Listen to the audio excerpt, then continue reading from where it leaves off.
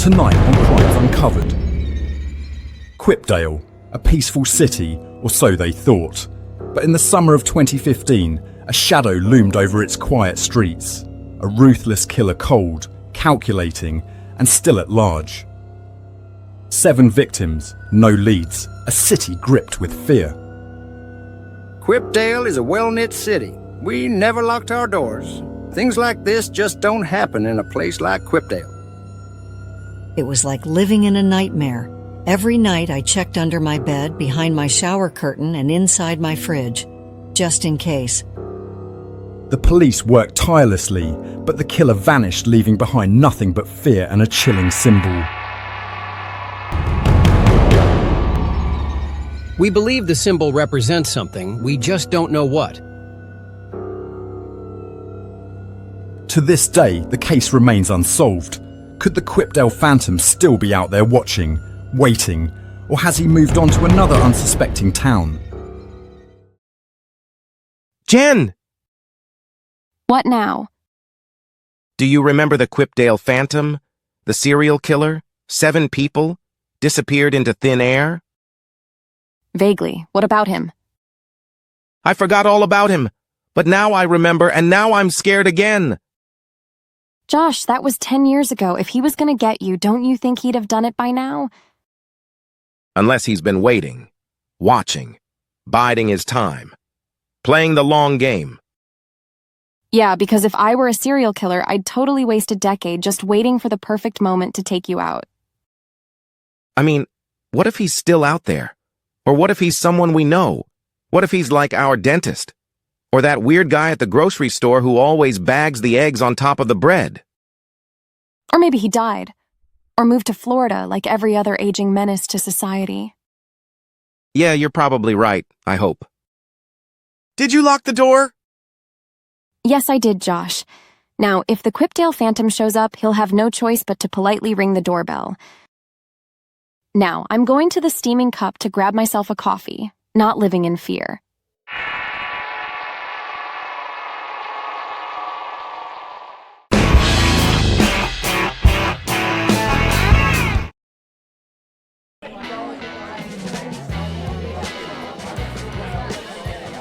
Josh, what's with the shifty eyes? You look like you just committed a crime. I watched Crimes Uncovered last night, the episode about the Quipdale Phantom. Oh yeah, I saw that too. Crazy stuff. Man, I forgot all about that case. 7 people, no leads. Makes you wonder, huh? Exactly. And you know what freaks me out? The guy was never caught. That means he could still be out there. He could be anyone. That guy at the bar, drinking alone, serial killer vibes. That's Carl. He's literally been our mailman for like 10 years. You know what, Josh? I have an idea. You should come on my podcast. We could talk about the case, get the word out. Maybe if enough people start asking questions, the Quipdale police will actually reopen the investigation. Yes, this is exactly what we need. I mean, what if the podcast gets the police to reopen the case? What if we finally get some answers? Or what if the actual Quipdale Phantom hears your podcast and decides to, send you a thank you note? Or something worse. Okay, new plan. Let's ask the police to reopen the case very quietly, from a safe distance. Relax, Josh. We'll just talk about the case. Get people interested again. All right, let's do it. Let's bring justice to Quipdale, or at least freak out the entire city for a few days.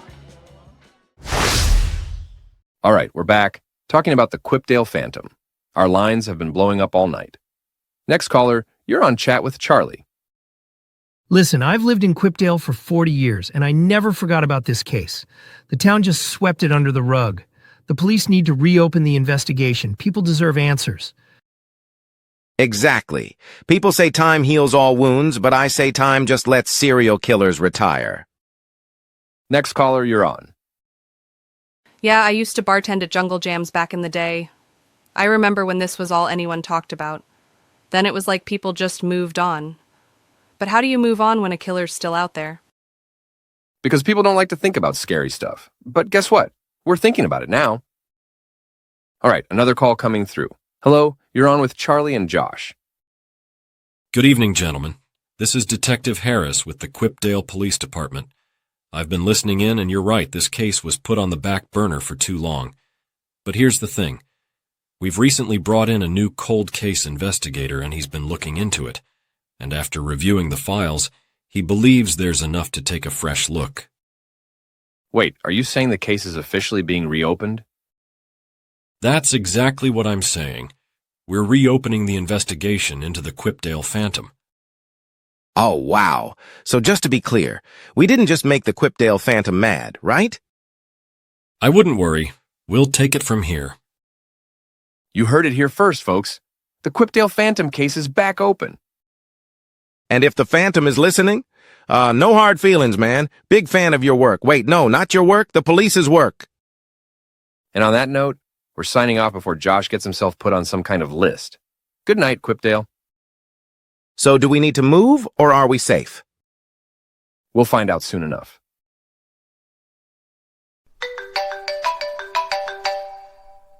Hello? You should have left the past in the past, Josh. Now, it's your problem. Okay, maybe it's a prank, maybe it's just...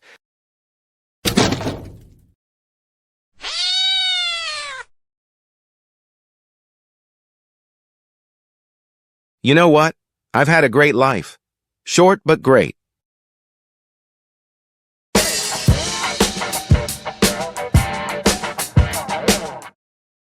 This whole thing with the Quipdale Phantom has really shaken the town. Quipdale used to be the kind of place where people left their doors unlocked. Now, everyone's looking over their shoulder. Even Main Street feels different. People don't walk around at night anymore. Suddenly everyone's talking about the Quipdale Phantom again. Oh yeah, that reminds me. My math teacher, Mr. Holloway, was telling us how he got the job at Quipdale High in 2015.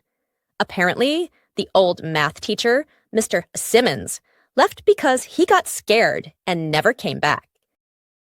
Wait, left because he was scared? Yeah, that's what Mr. Holloway said. Simmons just packed up and disappeared.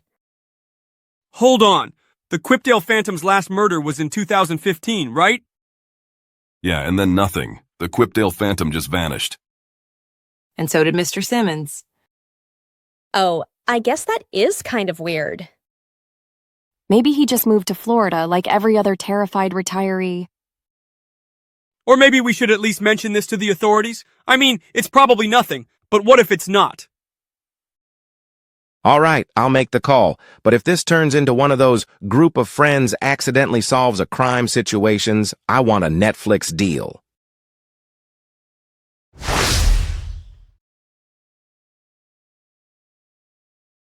Breaking news out of Quipdale tonight. After nearly a decade of mystery, the infamous Quipdale Phantom has finally been unmasked. And in a shocking twist, the suspect is none other than former Quipdale High math teacher, Mr. Gerald Simmons, who had been living a quiet life in Florida until now. Authorities say the case was reopened after local podcast Chat with Charlie shed new light on the long-dormant investigation. Yeah, we just wanted to talk about the case. We didn't expect to, actually solve it. Yeah, wild. Anyway, Netflix, call us. I have so many ideas. But the real breakthrough came from an unexpected source, Quipdale High student Maya Anderson, who recalled a seemingly small detail from her math class that led investigators right to Simmons's Florida hideout. I mean, yeah, I just remembered something my teacher said. Didn't think it would, solve a major crime or anything. But hey, what can I say? Some people do math, some people solve mysteries. A lesson to us all. Sometimes the smallest details can crack the biggest cases. This is Lisa Whitmore, reporting live from QNN. Stay safe, Quipdale.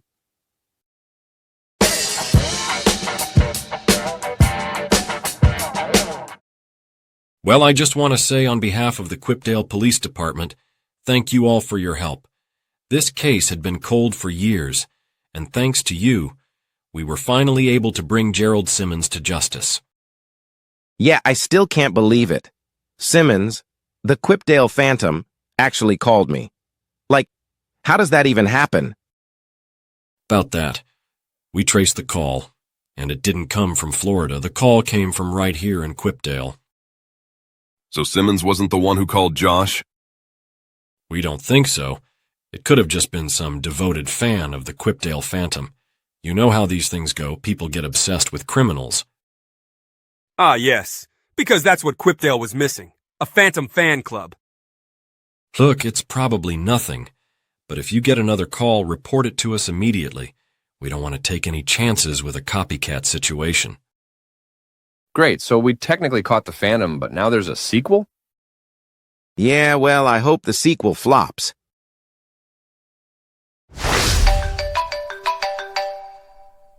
Hello? You can't escape me, Josh. No matter where you go, I'll always be watching. Who is this? What do you want from me? I just want to go for a beer with you at Jungle Jams. Turn around. I'm right behind you.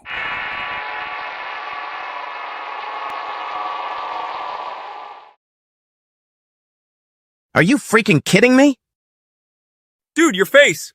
I think I just aged you 10 years. Honestly, we were expecting a scream. You held it together. Kind of. That wasn't funny. At all.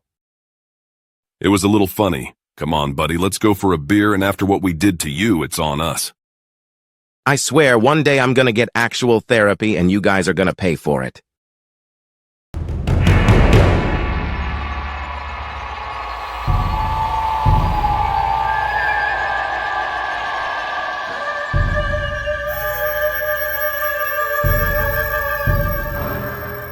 Here is some useful vocabulary and phrases from this episode.